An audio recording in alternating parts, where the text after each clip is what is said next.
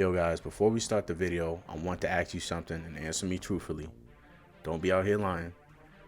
Alright, so the question is, what world tier did you guys fight the final boss on? And like I said, don't be out here lying for clout. And since I'm telling you guys, don't be out here lying, I'm gonna lead by example. Alright, so put myself out there with no shame. I'm not gonna lie, I went from world tier 9 to world tier 1 after a few deaths. I know you're probably saying, oh, look at this wolf. Bro dropped the world tier to fight the in-game boss. He went from 9 to 1. Ooh. Alright, calm down. Let me explain myself first.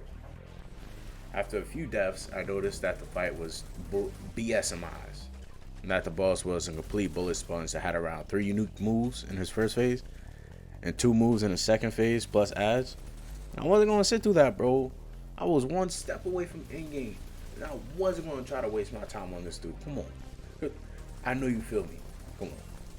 So tell me, what world tier did you guys fight the final boss? Alright, now let's get into the video. Yo, so guys, after sitting in a lot of groups, forums, and even Reddit, I've noticed something. I noticed that some people are literally spending more money on Outriders. You're probably saying, how? How are these people spending more money on Outriders? Is there a cash shop? DLC? A goddamn booster pack? What's going on here? Trust me, it's neither of those. Bros are really out here paying for mods, aka modifications to the game, and carries in high world tier pot extractions. Honestly, I gotta respect the hustle of the people selling the runs. I mean, if there's a market for it, do you go for it? But on the side of modifications to the video game, that I don't mess with. Personally, I have a thing against cheating and getting further in games when you put little to no effort. And this is something that I've always been against.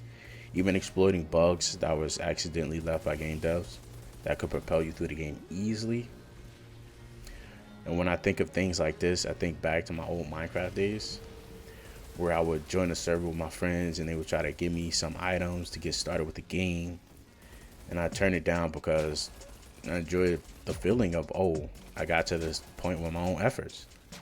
And if I'm in a team with people and we're all starting from the bottom and progressing, I'd happily take their help because I know that we're all on the same playing field and we all kind of earned everything side by side.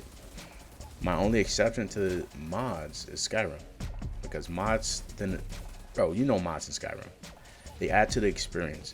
They make the game more fun and enjoyable.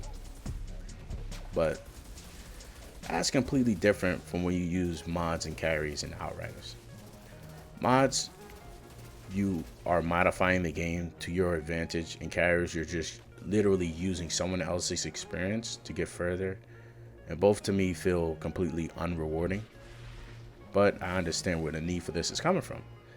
They're coming from players' desperation to either get back what they've lost from character wipes, or to just bypass the difficult content during this time of anti-damage mitigation.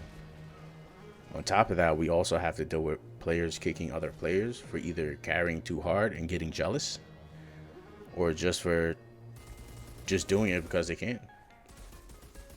That's sad to me. I mean, that's one of the reasons why I play solo. I do solo runs because I'd rather not put up with that. Plus, I kind of feel like this is more of a solo game than a multiplayer game. So I tend to lean more towards solo play more than party play. I just think at the end of the day, the funny part to me about all of this, all of the mods, buying, selling runs, is that people are getting scammed and complaining about it. Imagine doing something sketchy and end up getting scammed, then complain about getting scammed for the sketchy thing you were doing. That to me is pure irony right there. It's like going to the dark web and ordering a washing machine and getting sent detergent. Like, bro.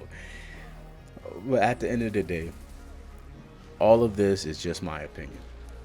If you want to drop more money on Outriders by spending money on cheats with the chance of getting banned in the future and carries, do you. I won't stop you, and that's your decision.